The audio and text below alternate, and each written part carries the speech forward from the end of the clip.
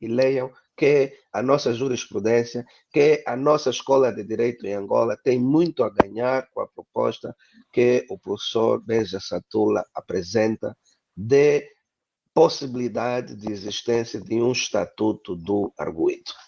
Tenho dito. Muito obrigado, Carlos. Muito obrigado. Professor Dr. Benja Satula, que proposta é esta cuja leitura o professor Dr. Carlos Mpakatolo recomenda tão veementemente? O que é que nos diz? Muito obrigado, Graça Campos. Quero cumprimentar David Boio, Teixeira Cândido e Carlos Pacatolo, que toda a apresentação que fez da dissertação, da tese, dispensaria outro comentário. Na verdade, Graça, o que eu trago e o que tento trazer na tese é uma reflexão despida de preconceitos, mas fundamentalmente na compreensão, e tive essa preocupação de ir buscar um filósofo da língua, filósofo da linguagem russo, Bakhtin, para nos falar, para tentar compreender as linguagens, os ciclos, o simbolismo que a linguagem tem. E em Angola nós temos esse grande problema. Às vezes nós temos um conjunto de termos, um conjunto de linguagem que nós não lhe compreendemos o conteúdo.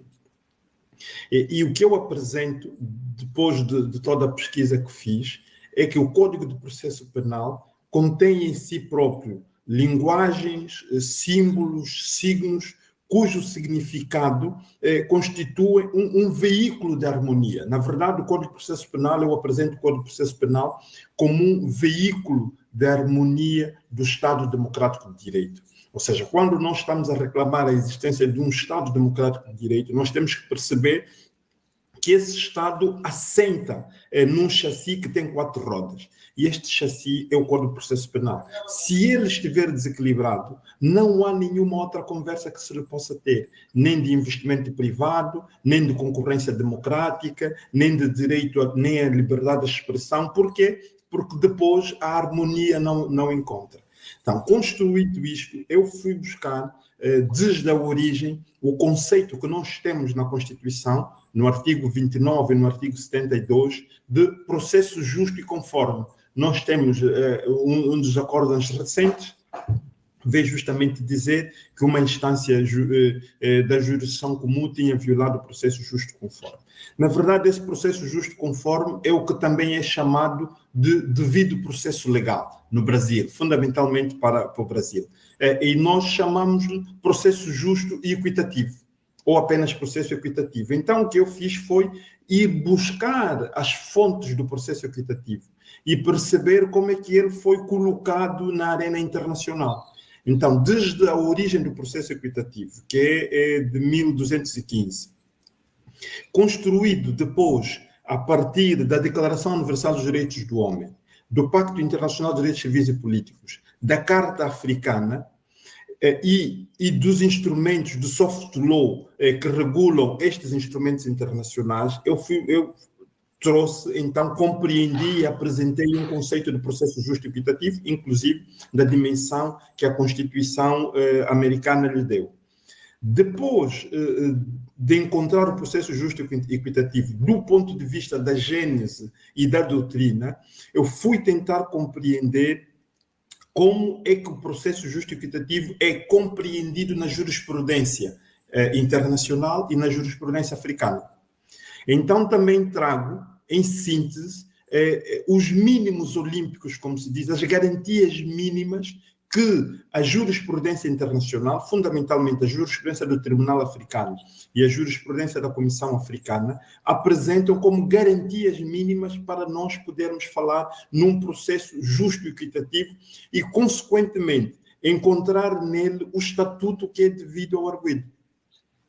Depois desta apresentação, encontrei e elenquei, então, aquilo que os instrumentos internacionais e a jurisprudência internacional do Tribunal Africano, da Comissão Africana, dos Tribunais Africanos ad hoc e do Comitê dos Direitos Humanos para os países africanos, encontrei qual é o lugar, encontrei as garantias mínimas, elenquei estas garantias e tentei encontrar o lugar do Estatuto do Arguido.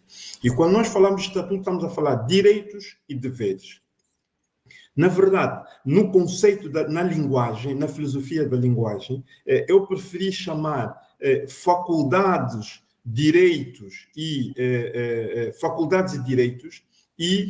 deveres e obrigações, porque são mais amplos do que direitos e deveres. E então, é a partir daí que eu comecei a discutir os conceitos, segundo a jurisprudência internacional, o conceito de independência, o conceito de instrução preparatória, o conceito de imparcialidade, o conceito de juiz, o conceito de prova robusta, o conceito de além da dúvida razoável. Né? Compreendido isto, deixei para Angola, para a nossa própria realidade. E na nossa realidade, antes de apresentar uma proposta do Estatuto do Arguido, da análise, de expor a análise que fiz, tentei compreender então as determinantes internas e externas que influem no Estatuto que o arguido, que é atribuído ao arguido. E aqui encontrei condições quando digo determinantes exteriores, estou a falar, fiz referência a determinantes não jurídicas. E depois determinantes internas, que são determinantes jurídicas. E aí encontrei curiosidades, muitas, na dimensão externa. E aí eu entronco, a minha tese entronca com a tese de Carlos Pacatolo, é o tipo de Estado que nós temos. Como é que os poderes se movimentam entre eles? Como é que os poderes se relacionam? Né? No fundo, qual é o relacionamento que existe entre uns e outros? Fui buscar isto e aí encontrei na dimensão interna, na determinantes internas, duas dimensões que eu analisei principalmente o julgamento dos mercenários e depois analisei o não processo, o não julgamento das vítimas de 27 de maio. Analisado estas duas dimensões, descobri complexos e a partir daí nasceu esse percurso diferenciado que nós damos a uns e a outros arguidos, por questões completamente extra-jurídicas, por questões completamente externas ao direito. Analisado estas duas dimensões, depois vim então analisar a forma como o Estado, desde a gênese, porque a minha tese tem um princípio, a delimitação começa em 11 de novembro de 75, como é que de 11 de novembro de 75 até 2021 nós fomos endurecendo o regime jurídico-penal, fomos menosprezando e fragilizando o Estatuto do Arguido, principalmente na parte dos direitos, enrobustecendo a parte dos deveres, fragilizando a sua defesa, fragilizando a ampla defesa, e depois vim cair, então, no Código de Processo Penal, que existe para apresentar sugestões, que muitas coisas estão escritas. Se nós interpretarmos literalmente como elas estão, vamos fragilizar ainda mais o Estatuto do Arguido. E um Estatuto dependerá de nós fazermos uma interpretação conforme os instrumentos internacionais, conforme a jurisprudência internacional, conforme a jurisprudência africana, e também fiz um passeio muito substancial na jurisprudência do próprio Tribunal Constitucional. Né? E daí também, apesar de muitos... o conteúdo dos termos não ficarem muito esmiuçado, mas temos, de facto, aqui ingredientes necessários para, sendo imparcial, reconhecendo-se faculdades e direitos, poderes, faculdades e direitos, reconhecendo-se deveres, obrigações e sujeições, nós podemos ter processos e decisões extraordinárias em relação aos arguidos. Pronto, então essa proposta que eu trago é esta oferta e é esse meu contributo para o ordenamento jurídico angolano, fundamentalmente para o ordenamento jurídico processual penal com a tese. Professor, quando confronta o processo dos mercenários em 1976 Exato. e confronta o processo e fala do 27 de maio, portanto, o pessoal fala dos complexos. O que é que isso é? O que é que significa esses complexos? Os complexos que nós temos, no fundo, Pacatolo também já fez referência, é um complexo generalizado. E eu estou aqui lembrado, creio que foi de feliz memória, André Mingas, quando apresentava um programa na televisão, tinha passado um slogan, é nacional, é bom e eu gosto. E este slogan não tinha sido despropositado, porque na verdade há um complexo generalizado que tudo o que é estrangeiro é melhor. Tudo o que é estrangeiro merece melhor proteção. Tudo o que é nacional não chega aos termos em que deveria chegar. E quando se analisa, então, quando analisei o julgamento dos mercenários, o que eu percebi é que o julgamento dos mercenários mereceu todas as garantias que os instrumentos internacionais consagravam. Publicidade do julgamento, direito ao advogado, direito a intérprete, acesso dos familiares, acesso restrito dos familiares aos arguidos, com cobertura pública do julgamento, com uma decisão, com direito a recurso. E só houve execução das decisões depois da sentença transitar em julgado. E compreende-se isto. Até hoje, nós temos registros de processos de julgamento do processo dos mercenários.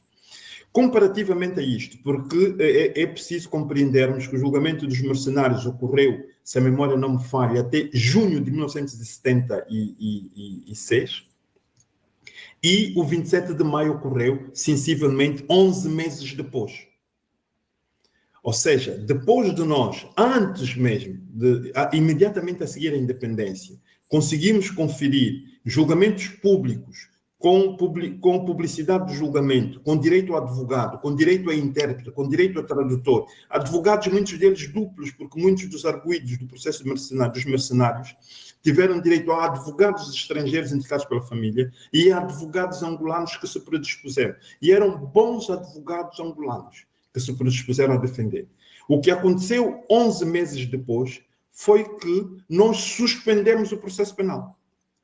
Nem sequer pensamos que poderíamos dar aos nacionais, aos ditos fraccionistas, o mesmo estatuto de, por exemplo, terroristas, ou um estatuto de mercenários, e então permitir que eles fossem julgados à luz da lei do Tribunal Popular Revolucionário. Não permitimos isto. Não permitimos nem esse tribunal extraordinário, não permitimos sequer nem o Tribunal de Jurisdição Comum. O que acabou por acontecer foi, num determinado gabinete, pessoas que não eram magistradas elencaram uma lista e deliberaram a execução das pessoas. E as pessoas foram executadas. Não tiveram direito à defesa, não tiveram direito a julgamento, não tiveram direito a advogado, não tiveram direito a contactar com as famílias, nem sequer os familiares tiveram direito a saber para onde é que eles foram postos. Então, a conclusão é simples. Aos estrangeiros que tinham vindo a Angola, contratados para matar, e muitos deles nos depoimentos dizem mataram pelo prazer de matar, ok? Nós demos melhor proteção, e aos nacionais, aqueles que tinham vestido a camisola da luta pela libertação, que dormiram conosco nas mesmas trincheiras, que tiveram conosco nas mesmas tendas, que abraçaram as mesmas causas, que pisavam os mesmos meios, nós não demos direito ao processo. No fundo, em relação ao 27 de maio, o que eu digo que aconteceu foi o processo. E então, comparando isto até hoje tem muita influência no processo penal angolano e na forma, no estatuto que é reservado ao arguido em Angola. É isto que eu chamo complexos que nos atingem e afligem até hoje no processo penal. Teixeira Cândido, tu que és jurista,